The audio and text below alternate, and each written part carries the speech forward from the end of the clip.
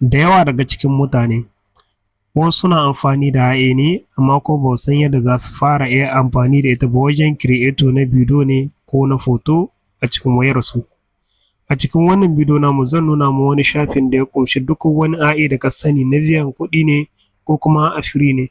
Kuma idan ka ga dama za ka iya zaɓa wacce irin AI ta za ta iya baka amsa mai kyau fiye da wacce ko wacce iri. Wannan ba wai sai da ordinator ɗinka ba, cikin wayarka ta isa duk wani AI wanda ka sani da wanda ma ba ka sani ba za ka yi amfani da shi. Na kuɗi ne ko ba na kuɗi ne za ka yi amfani da shi kuma cikin sauƙi. Kuma wannan a free ne. Ko da AI wadda aka biyan kuɗi ne, wannan a free ne zan nuna ma.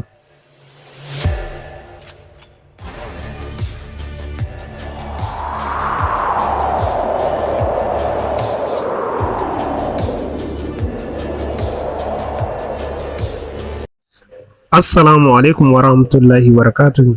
Da farko dai muddin kana amfani da waya ya kamata ka san sirrikan AI ko da 50 ne ko kuma 20 ma daga cikin 100 na AI, domin yanzu idan kai ɗan kasuwa ne ko kuma mai biɗan wani abu ko kuma creator na cikin internet na bidiyo ne, na YouTube ne, na TikTok da sauransu duka, ya kamata ka fara sanin sirrika yadda za ka amfani da AI wajen gyara kayayyakinka. Domin duk wani abu da kake yi wajen wani kasuwanci ne na business ɗinka ko kuma duk wani abu da ka san kana yi, ya kamata idan ka gama da AI za ka ga komai abin shi na taya da sauƙi fiye da kake amfani da shi a fare. A wannan cikin bidiyo namu zan nuna ma wani shafuka ne wanda ya ƙunshi duk wata AI da ka sani ta free da ko kuma ba ta free ba ke, za ka yi amfani da ita free, kuma za ka yi amfani da ita wajen gyara business ɗinka ko kuma wajen inganta kasuwancinka a cikin wayarka kamar yadda na nuna ma. Idan kana son sanin duk wannan irin abin, insha Allah sai ka biya ma ƙarshe. Idan kai sabon zuwa na, ka yi mana subscriber sannan like da share wannan bidiyo domin yan uwa da wasu amfana da shi. Da farko dai za ka shigo cikin Google Chrome ɗin kamar haka. Idan ka shigo cikin Google Chrome ɗin kamar haka, sai ka rubuta Raina AI kamar gashi da ya bayyana kan wayata, sai in danna shi kamar haka. Bayan danna da zai gwada min cikin Google, sai in rubuta gashi nan. Bayan ya nuno min, duk zai nuno min wannan shafin ko kafin mu fara ci gaba akan ƙire-ƙiren mu ko kuma akan yadda za ka fara amfani da shi cikin sauƙi. Idan ka ga dama za ka iya zakkowa nan ka yi login, ko kafin ka fara inganta abin da ya kamata ka fara ingantawa akan fannin ayyuka. Bari mu zaka mu yi login, za ka danna wajen email ɗinka sai ka yi login da email ɗinka. Idan ka danna nan, bari mu yi login da email ɗin Habibsa gashi. Bayan ka login sannan sai ka zaka nan ka danna continue gashi.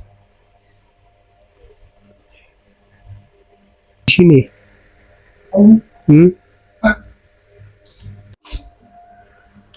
bayan ka login da email ɗinka, za ka ja wannan tire gashi nan da an rubuta battery, sai ka shiga wajen battery kamar haka.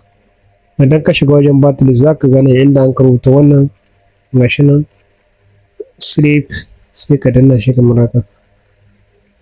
Idan ka danna shi kamar haka, za su gwado za ka iya checking da kowane AI. Idan kana buƙatar kullu da AI nan, za ka iya zakkuwa ka rubuta mata. Bari mu fara mata barka, sai mu bar da haka gashi nan take rubuto mana. To idan baka buƙatar wannan amfani da wannan AI, za ka ja nan kai sama inda wannan an rubuta alamar wannan kullu da AI, sai ka danna shi nan. Idan ka danna shi, za ta gwado ma duka irin AI da take ɗauke da shi, za ka yi amfani da shi ko ke AI ta. Idan ka gara ma za ka yi amfani da gashi GPT-5, Gemini D5 Pro, Grok, kace duk wani abu da ka gani na AI za ka yi amfani da shi. Idan ma kai ƙasa duk dai ga sunan AI, Grok, Kiwin, GLM, DeepSeek, Kimi, duk wata AI da ka sani za ka yi amfani da ita wajen generate na bidiyo ne ko hoto, ko kuma wajen samun wasu amsoshi wanda za su iya gamsar da kai a cikin business ɗinka.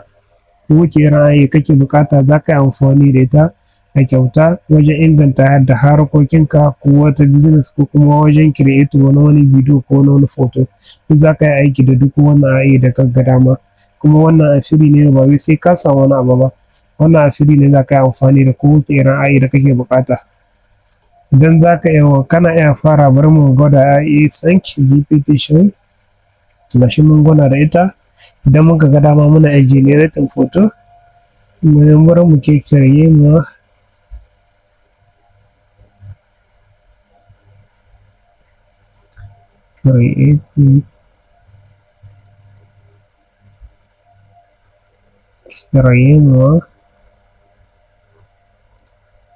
bari mu samu da Hausa tunda Hausa na maka magana ya kirkiro ne.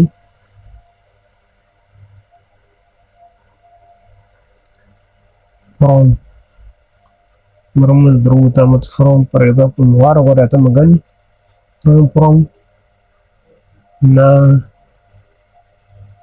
image generator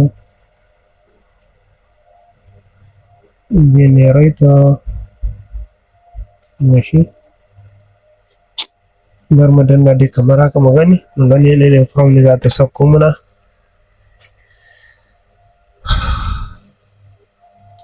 To ta gwado muna duk da wasu abin gashi dan text na ta gwado muna tsarin na biyu kuma gashi ma da Hausa na makarauta kuma dai tana ta rubuta mana da su duka.